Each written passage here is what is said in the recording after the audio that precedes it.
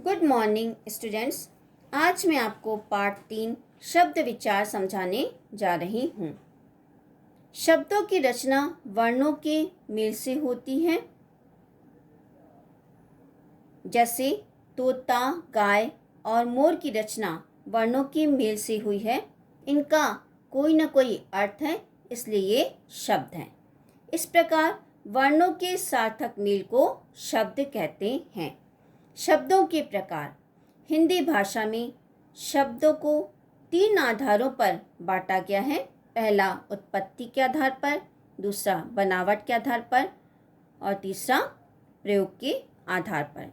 उत्पत्ति के आधार पर शब्द के 4 भेद होते हैं। पहला तत्सम शब्द, दूसरा तद्भव शब्द, तीसरा देशज शब्द और चौथा विदेशी शब्द।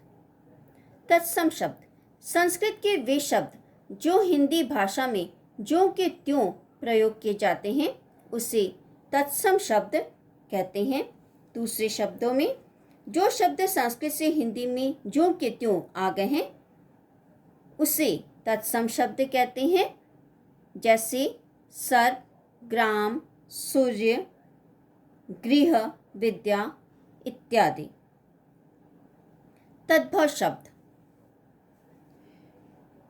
संस्कृत से हिंदी में आए शब्दों का रूप जब सरलीकरण के कारण बदल गया तो ऐसे शब्द तद्भव शब्द कहलाने लगे।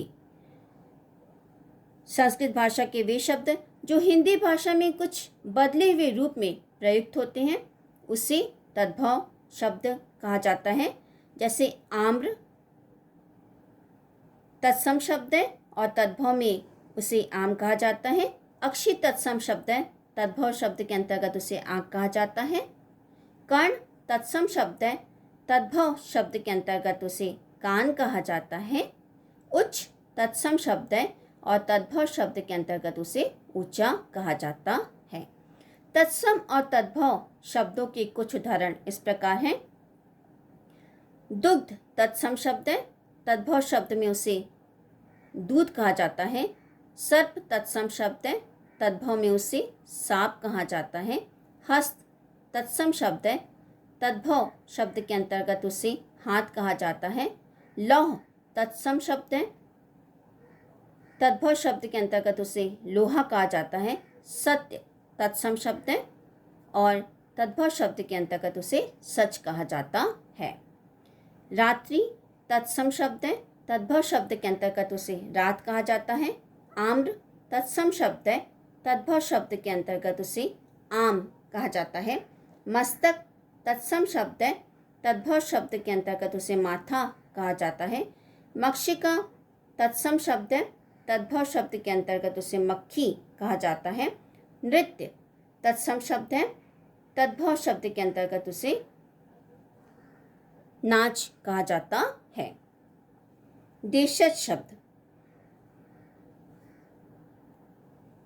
हिंदी अनेक उपभाषाओं और बोलियों का संगम है। ऐसे शब्द जो क्षेत्र विशेष की विभिन्न बोलियों से हिंदी में आ गए हैं देशज शब्द कहलाते हैं।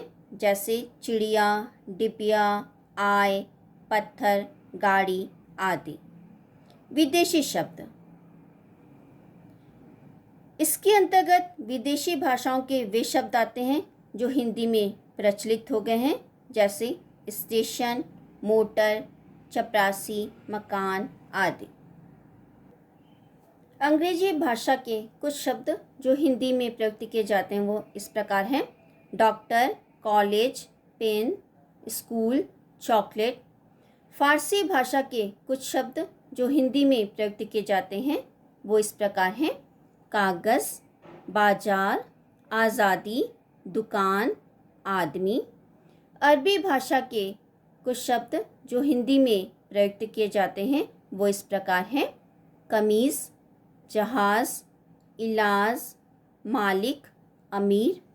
तुर्की भाषा के कुछ शब्द जो हिंदी में प्रयुक्त किए जाते हैं वो इस प्रकार हैं। बहादुर, दरोगा, कैंची, तोप, चम्मच। पुर्तगाली भाषा के कुछ शब्द जो हिंदी में प्रयुक्त किए जाते हैं वो इस प्रकार हैं: चाबी, बाल्टी, संतरा, तौलिया, अलमारी। चीनी भाषा के कुछ शब्द जो हिंदी में प्रयुक्त किए जाते हैं वो इस प्रकार हैं: चाय, लीची, तूफान, पटाखा, चीकू। तो बच्चों, आज का पाठ मैं यहीं समाप्त करती हूँ। इसके आगे का पाठ मैं आपको अगले वीडियो में समझाऊंगी।